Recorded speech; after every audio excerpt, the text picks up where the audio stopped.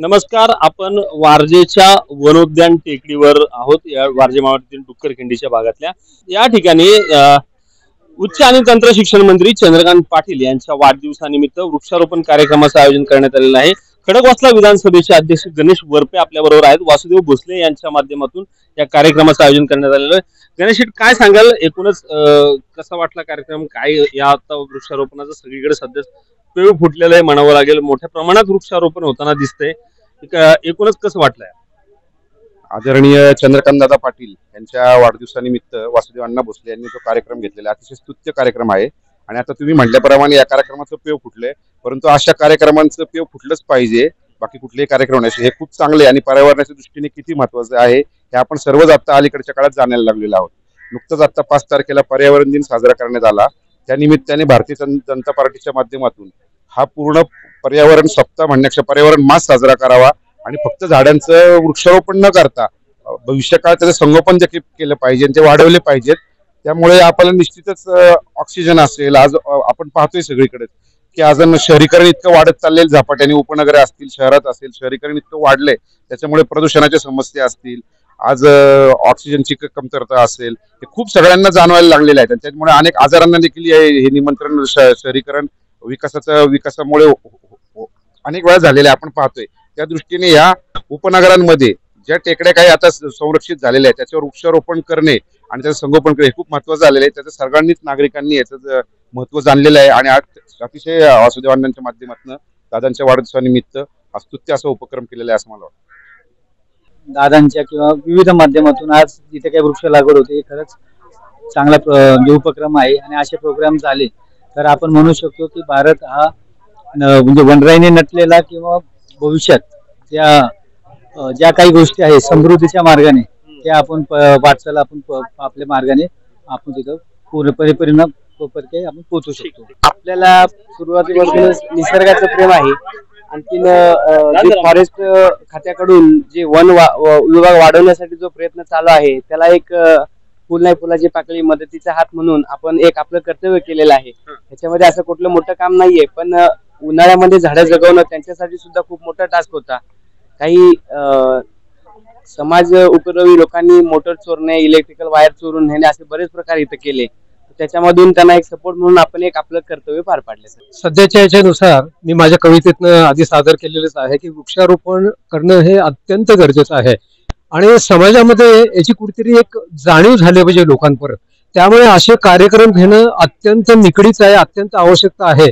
कारण मी माझ्या कवितेत म्हटलं तसं की जर वृक्ष राहिले नाही तर पाणी राहणार नाही.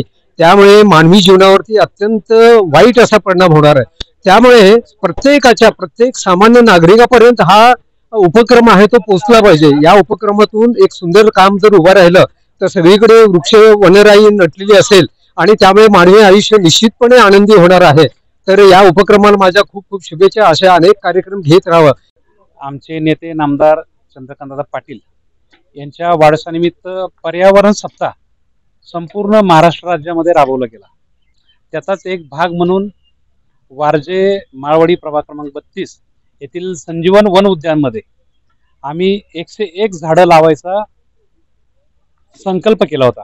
आणि ती झाडं लावत असताना आमचे खडकवासला मतदारसंघाचे कार्यक्षम आमदार भीमराव तापकीर हे इथे उपस्थित राहिले. त्यासोबत आमच्या भारतीय जनता पार्टी प्रभाग क्रमांक 32 ची संपूर्ण कार्यकारिणी, ज्येष्ठ नागरिक असतील, महिला असतील, युवा मोर्चा असतील, तसेच वारजे भागातील पर्यावरणवादी, वनप्रेमी हे सुद्धा मोठ्या संख्येने इथे उपस्थित राहिले.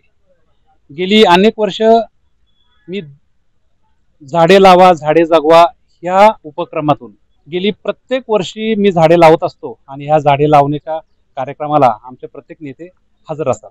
आपण पाहतो पर्यावरणाचा ऱ्हास किती चाललेला आहे. जर भविष्यात आपल्याला सगळ्यांना जगायचं असेल, मी स्पष्ट जगायचं असेल तर झाडं लावणं हे फार गरजेचं झालेलं आहे. प्रत्येकाने जबाबदारी सांगतो, प्रत्येक एका माणसाने किमान 10 झाडं लावली पाहिजेत आणि ती जगवली पाहिजेत. मी गेल्या वर्षी इथे झाडे लावली होती, 151 झाडं लावली होती आणि ती 151 मधली 132 झाडं जगली आणि चांगल्या म्हणजे 4 फुटाची झाडं लावली होती. ती झाडं आज तुम्ही पाहिली तर 8-8.5 फुटाची झाडं झालेली आहेत. कायम वन विभाग सुद्धा आम्हाला मदत करत असतं. वन विभागाचे अधिकारी कर्मचारी सुद्धा आम्हाला मदत करतात. या लोकांना आता वनभोजन पण या ठिकाणी आयोजित केलेले. वनभोजनाच्या मागची काय सांगता?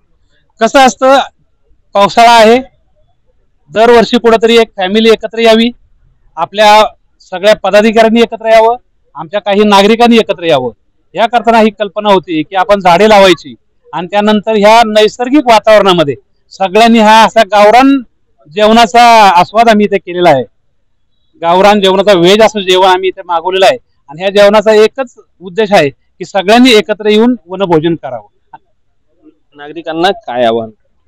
मी नागरिकांना नक्कीच आवाहन करेल की आपण प्रत्येकाने झाडं जशी आपण इथे आज लावायला एवढ्या मोठ्या संख्येने उपस्थित राहिलोत, अशीच झाडं लावायच्या जसा उद्देश आहे, असाच उद्देश आपण कायम मनामध्ये ठेवून आपल्या भागातील समस्या ज्या असतील त्याकरता सुद्धा सगळ्यांनी असं एकत्र येऊन त्या समस्येसाठी गरज पडली आंदोलन करू, गरज पडली रस्त्यावर उतरू. ह्या कुठलंही अडचण असू दे, जी सामाजिक क्षेत्रामधील कुठलीही अडचण असू दे, कचरा असू, रस्ता असू, वाहतूक असू, आरोग्य असू, असं सगळ्या मोठ्यांनी एकत्र आपण आलो, मोठ्या संख्येने एकत्र आलो तर नक्कीच कुठलीही समस्या राहणार नाही. रोहिणी भोसले पण आहेत आपल्या बरोबर. खरं तर झाडं लावणे किती गरजेचं आहे, कसं वृक्षारोपणाचं झाडं लावणं खरंच खूप गरजेचं आहे. पण आम्ही हा उपक्रम दरवर्षी राबवतो आणि खूप मोठ्या संख्येने आम्हाला या सगळ्या नागरिकांचा प्रतिसाद मिळतोय. ह्याचा आम्हाला खूप आनंद वाटतो. ऑक्सिजनची खरंच खूप कमतरता आहे, आपण कोरोनाच्या काळात पाहिलेलं आहे. तर त्यामुळं झाडं लावणं खूप गरजेचं आहे. ऑक्सिजन ऑक्सिजन ऑक्सिजन पाहिजे. एकूणच चंद्रकांतदादा पाटील यांच्या वाढदिवसानिमित्त मोठ्या प्रमाणात वृक्षारोपण या ठिकाणी करण्यात आलेलं आहे. यापूर्वी देखील लावण्यात आलेली शेकडो झाडं वासुदेव भोसले, रोहिणी भोसले असतील यांच्या माध्यमातून या ठिकाणी जगवण्यात आलेली आहे आणि अशा हा उपक्रम सातत्याने चालू ठेवण्याचा संकल्प या ठिकाणी वासुदेव भोसले आणि त्यांच्या सर्व मित्र परिवाराने केलेला आहे.